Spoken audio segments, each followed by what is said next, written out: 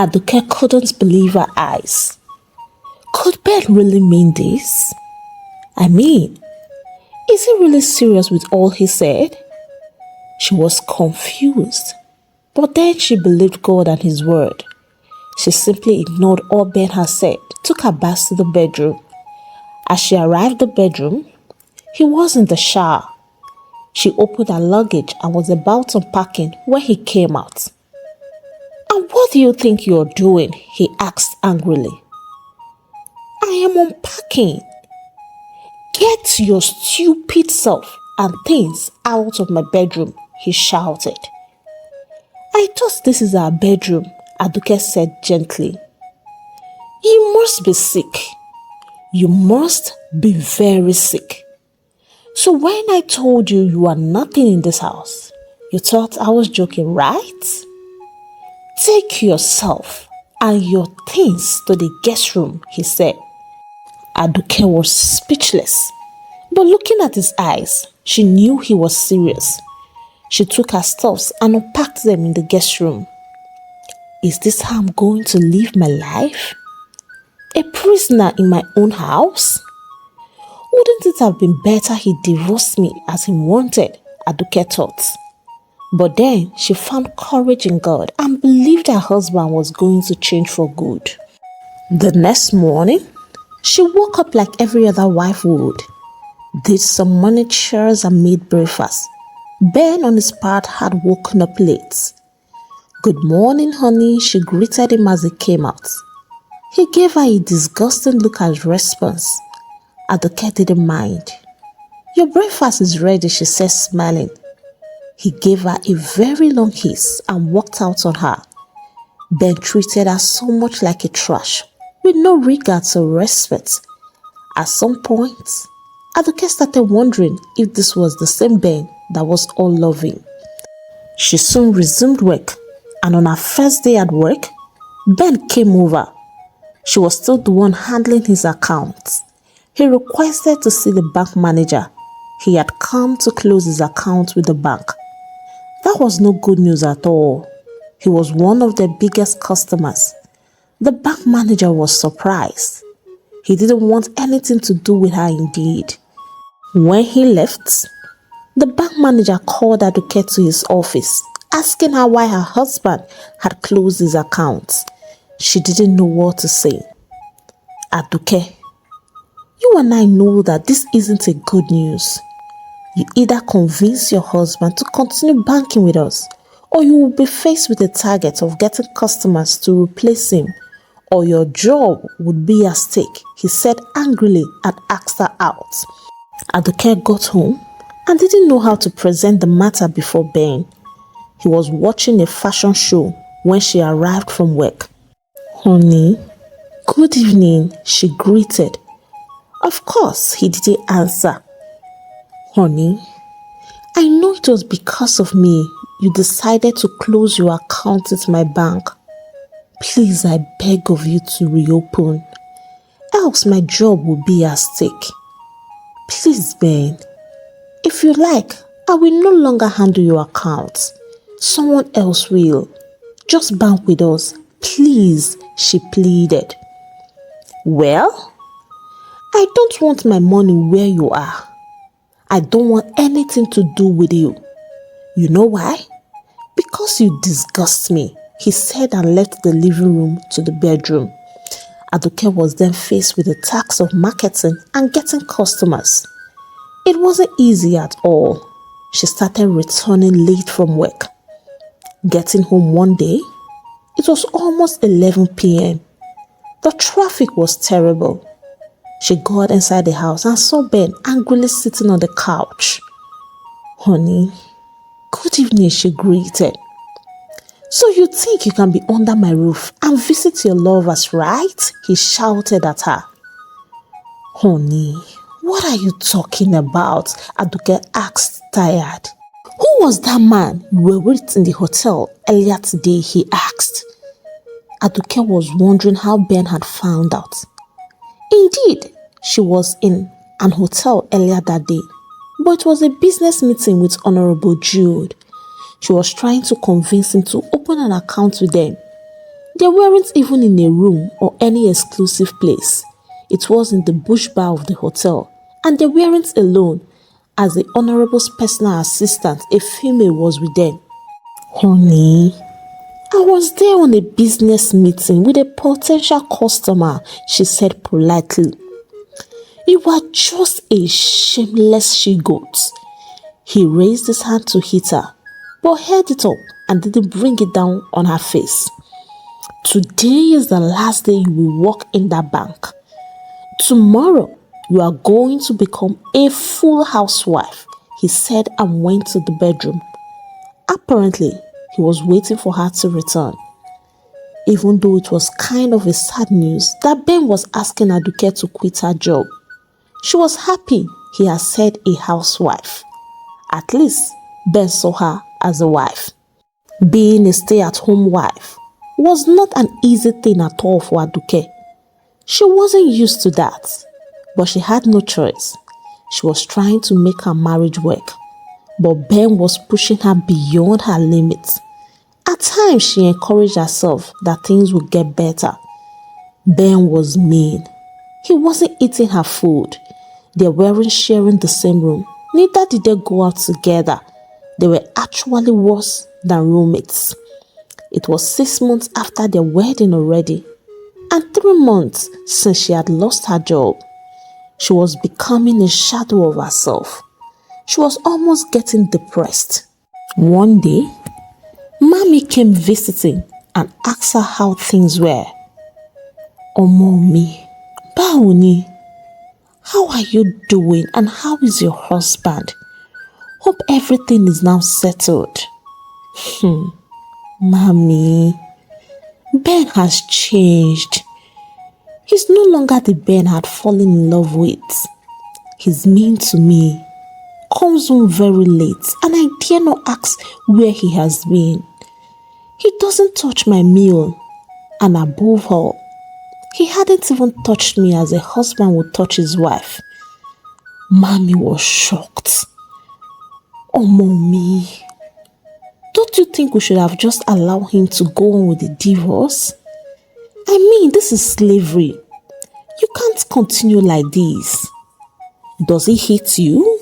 Mommy asked. Oh no, Ben has never hit me, not physically. I am only suffering psychologically and emotionally, Aduke cried. My daughter, psychological and emotional torture is even worse. Mommy, if it gets to a point you think you cannot take it anymore, please do not stay back. You are all I have and you're precious to me. And my dear, stop thinking. You will be fine, Mommy assured. Of all the ill treatment Ben did, the one that got to Aduke was Ben bringing a lady home. I mean, how could Ben disrespect her this much? The lady joined Ben in bedroom, showered and changed into Ben's t-shirts. Oh, Aduke was so mad. They even came to join her in the living room. Ben sat while the lady placed her head on Ben's thigh. They took the remote control and changed the channel. The lady asked who Aduke was, and Ben replied as saying she shouldn't bother as Aduke wasn't important. Oh, that really hurt. She knew right then that she couldn't take it. Her head was spinning fast. She knew she had to leave the house, at least for her sanity. The next morning, she packed some clothes in a small luggage.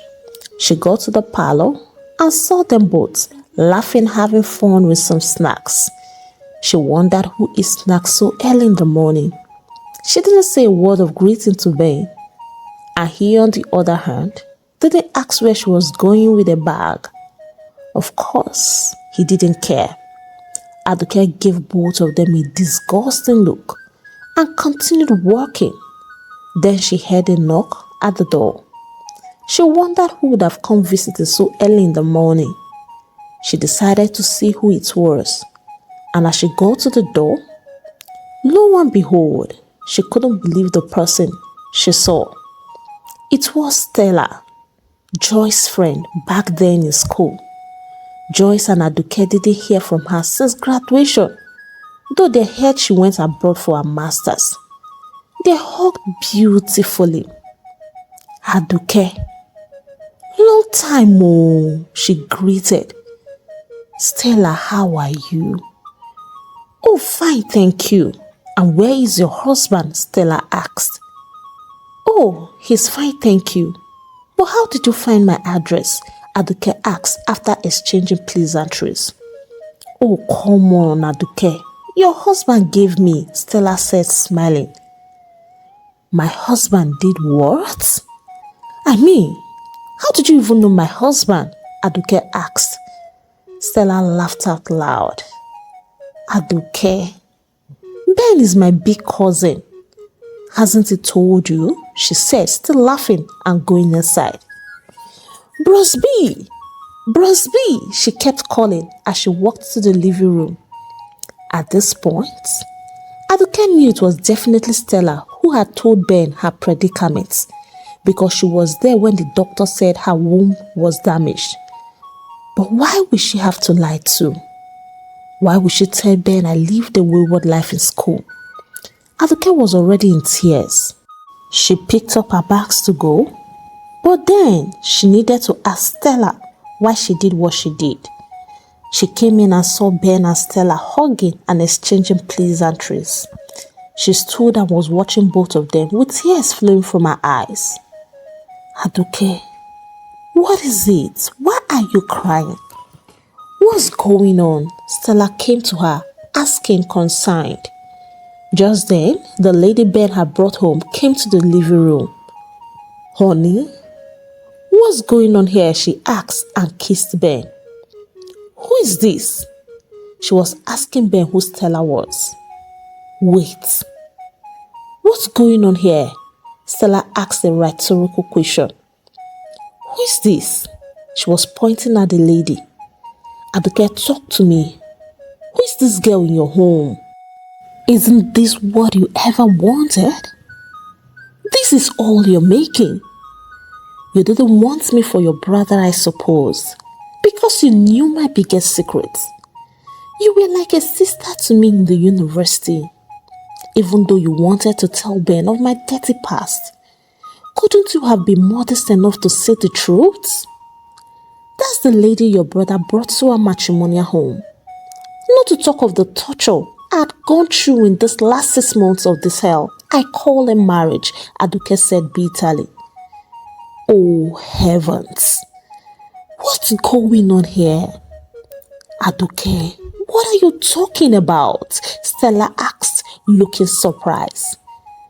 Oh, cut the pretense. You told your brother I had lived a reckless life in school, and that cost me my womb. Stella, when did I ever live such a life in school? You knew I was raped. You knew everything, but you had to say something else. Aduke was crying so much in pain. Oh God, Aduke, I didn't say anything like, honey. What are they talking about? Who are they? The lady interrupted Stella. Will you take your shameless self out of this place this very minute? Stella shouted at her. She then turned to Ben and said, Brother Ben, when I saw you were getting married to Aduke, I was happy for the both of you. Then I asked you if you know everything there is to know about her. You said yes. I told you to ask her if there was anything she needed to tell you. And you replied me days on that she said nothing. I knew it would be difficult for any woman to tell her man that she is without a womb, especially in an African society. Hence, I decided to tell you as my blood. And I remembered I begged you to take care of her and believe in God for a miracle. And then you hung up. So, Brother Ben, where did you get the notion that she lived a wayward life in school? What did you expect me to think or believe? I mean, which other way could I possibly have thought made I had an unwanted pregnancy? Ben asked.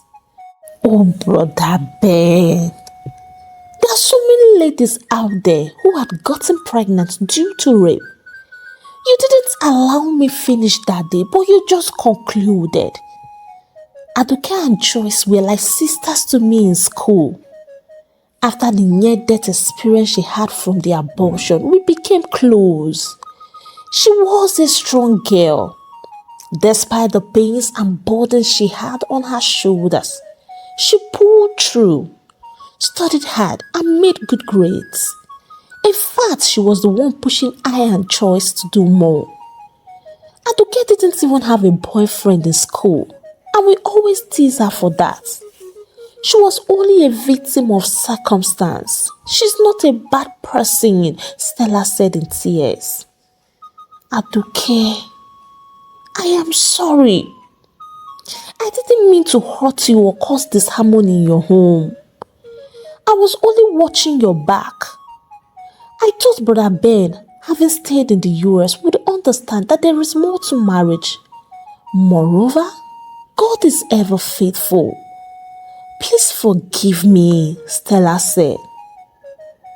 So, I thought wrongly. I thought...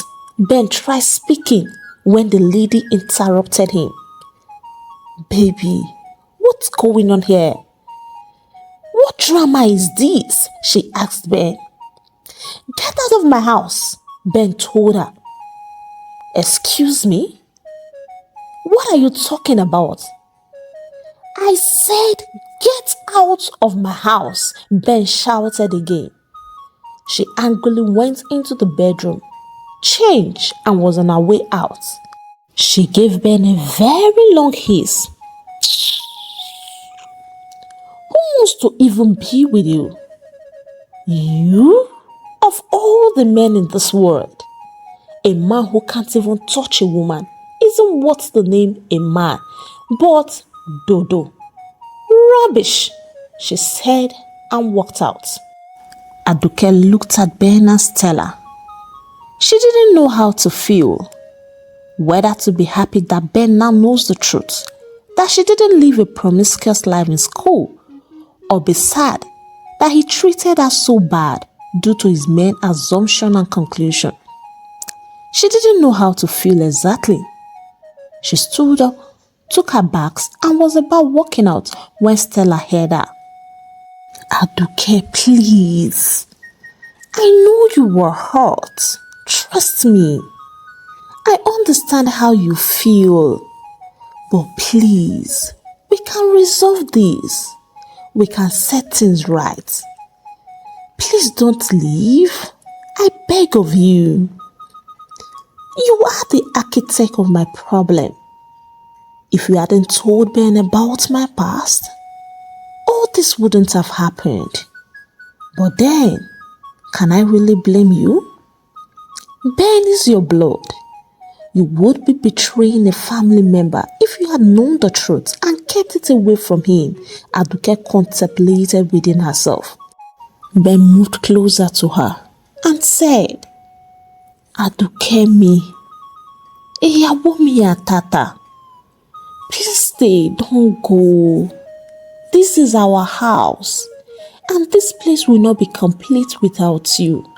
This is said trying to hold back some teardrops. Aduke looked him in the eye with tears in her eyes, picked up her bag, and went out of Ben's house. She didn't have a specific place in mind. Should I go home? No. I can't stand the pain it will cause both Mommy and Bami.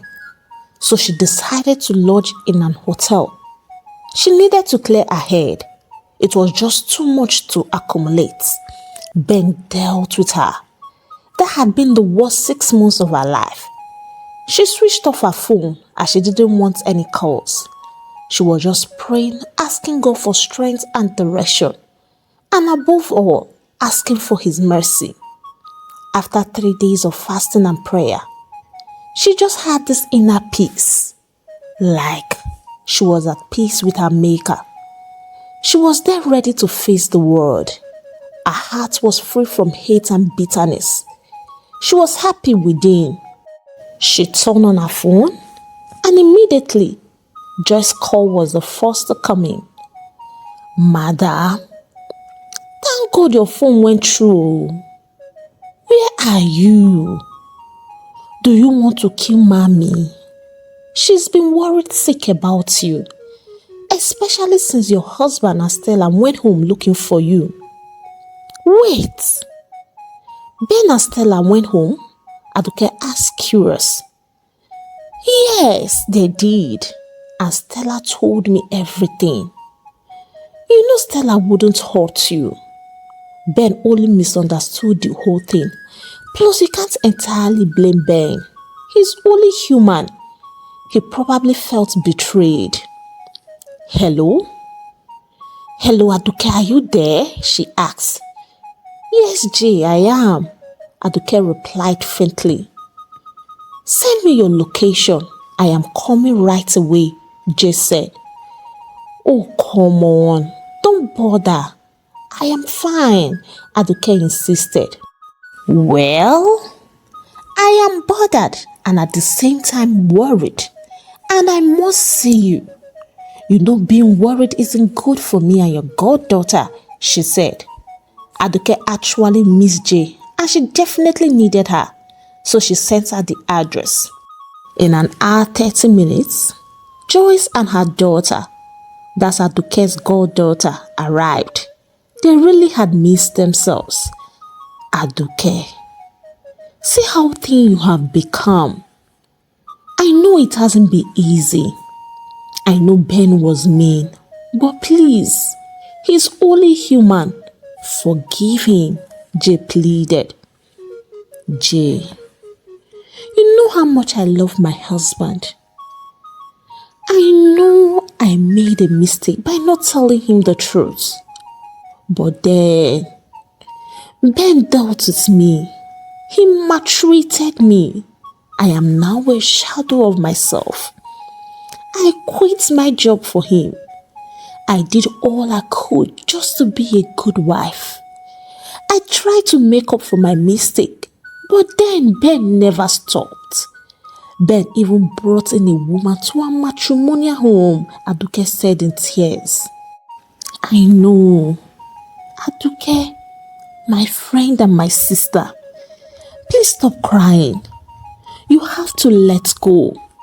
You have to forgive him. Neither of you were really at fault, just lost in the circumstance of life. But one thing I know is, Ben loves you. I love him, Jay. You know I love him, but I'm sure he doesn't love me as much as I do. That's why he could hurt me so much without thinking twice, Aduke said in pains. That has been the biggest regret of my life, Ben said as he walked in with Stella. Apparently, they came with Jay, but stayed back. Honey, I am sorry. I am so ashamed of myself. Those times I hurt you were not because I meant to. I was hurt and broken. I thought you didn't love me enough or trusted me enough to share your secret with me, Ben said gently as he went on his knees. Please forgive this husband of yours. And I never slept with Clara. I couldn't bring myself to sleeping with another woman right under your nose. Aduke exhaled. Like that last line was what she was waiting for to hear. She hugged him beautifully. I am sorry. Please forgive me, she whispered in his ears. No, I should be the one apologizing. I am sorry, he said as he kissed her. I think this is where we should excuse the lovebirds, Stella said. Aduke aided Ben up and hugged him yet again. Then she went to Stella and hugged her beautifully. I have missed you, big head, she said to her. I missed you too. Plus, I couldn't have asked for a better wife for this big cousin of mine. They decided to go to Aduke's parents' place first before going home, so that at least Bami and Mommy will stop being worried. When they got there, Ben knelt and apologized to her parents for acting based on assumption and for all he had done. Bami and Mommy joyfully forgave him and welcomed him once again as their son. Mommy quickly made something special for everyone. They ate and they married. At about 6 p.m., they left her parents' place, dropped Jay at her place and also dropped Stella at hers. Soon, it was just the couple alone, and Ben looked at Aduke and smiled. "That's the Ben I know," she said within herself. "I love you, Aduke, my wife," he said. "I love you too, my husband," Aduke replied. They were like teenagers falling in love for the first time. They just kept looking at each other occasionally and smiling. They arrived home and Ben took all the bags inside. He didn't allow her lift anyone. "Welcome home, Iyawo mi," he said, smiling. "Thank you, Okomi," Aduke replied. They already had dinner at Mommy's place, so all she needed was to have a bath and relax. In a few minutes, she was done bathing and went to the living room to see a movie or two.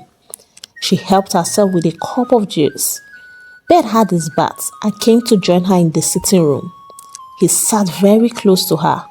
Aduke rested her head on his shoulder. Oh, he had a beautiful smell. Soon, Ben was staring at her. She was becoming shy. But then, she remembered she was with her husband. His lips soon touched hers, and her husband carried her to the bedroom. The African Tales by Kamma tribe. What your mind is telling you? Exactly. It was a beautiful and evergreen moment. And very soon, she slept off. She was exhausted. She didn't even realize it was morning already. "Wakey, wakey," Ben said as he kissed her on her forehead. "Good morning, honey," she greeted. "Good morning, beautiful," he said. He served her breakfast in bed. After eating, Aduke went to the restroom to bathe, and someone joined her. Of course, her husband. Marriage was becoming beautiful. About a month into this season 2 marriage, she fell seriously sick. Ben, her husband, was worried. He had to rush her to the hospital. Different tests were carried out. After about an hour, the doctor walked in, smiling. Aduke and her husband looked at him confused. What could be funny over someone being hospitalized? "Doctor, what's wrong with my wife?" Ben asked anxiously. "Calm down, Mr. Benjamin. There is nothing to worry. Your wife is pregnant," the doctor said. "What are you talking about?" "Doctor, are you for real?" Ben asked. "Of course, sir. She's about 3 weeks gone," the doctor replied. Aduke couldn't say a word. The only thing that came out from her mouth was, "Jesus, yeah, you have journeyed again. Jesus, yeah, in your special way, what was impossible, Baba, you made possible. Jesus, yeah." Tears of joy rolled out of her eyes. Her husband thanked the doctor and hugged her tightly with tears of joy from his eyes too. Aduke also had fever, so she stayed back at the hospital for a couple of days. Ben had called Mommy and Bami to inform them that she was at the hospital. They both came, and then Ben disclosed the good news to them. Mommy rolled on the floor in appreciation to God. Bami held his daughter's hand, smiling. The doctor had warned she should avoid stress and all the do's and don'ts of pregnancy. Ben and Mommy were there for her all through her pregnancy journey. As the months progressed, Then went for scan and they were told they were expecting 2 babies. They were very happy and they started preparing to welcome their bundles of joy. In 9 months, labor came. Thankfully, Mommy was around. She quickly called Ben and he came to take them to the hospital. After some hours of the most excruciating pain she ever experienced, her babies came, a boy and a girl. Indeed, father's prayers go a long way in a child's life. Bami has said she will become a Yabeji, and it came to pass. Happiness was in the air. They were thankful to God because He came true for Aduke. He proved Himself the greatest physician. He counted the results of the doctor. They named the babies Mercy and Michael. After 5 years of a blissful marriage, Ben decided to make the 5th wedding anniversary a renewal of vows. According to him, the white wedding wasn't what he planned because of the tension. It was a very big party. The beautiful babies, Mercy and Michael, marched with them to the altar. Mommy and Bami were excited and thankful to God that their only child found happiness in the end. Indeed, God's ways are not our ways. Hey, African Tales by Kamma Tribe, how are you all doing? For me, I am super grateful that this project has ended. And I'm very sure that you learned 1 or 2 from this series. Please let me read from you in the comment section. Before I leave today, I would like to encourage as many as are going through the crisis, not just about marriages, yeah, matching them and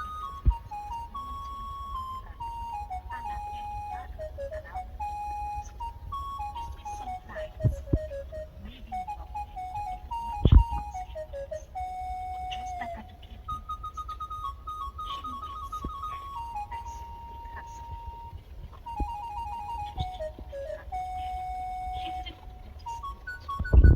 when to talk to her maker. Sometimes it is very okay to isolate yourself and talk to God. Sometimes what I do, I carry an empty chair and I invite the Holy Spirit to have a seat. And I will say, Father, let's have a discourse like a father and a daughter. I pour out my mind, and once I'm done, I feel relief, I feel peace, and I feel joyful. It is very okay to isolate yourself to talk to your maker because the solution you're seeking can only be found in Him. Jesus is still in the business of fixing anything, no matter how terrible the damage is, no matter how bad the situation is. Jesus can fix it. So I'm encouraging you to create time and talk to Him. And I'm trusting God that whatever the situation may be, you will receive the answer that you seek in the name of Jesus. Please, you can support my channel if you love what I'm doing here by buying me coffee using the link on my bio or the link on the description of this video. If you have not liked, please like, share and subscribe.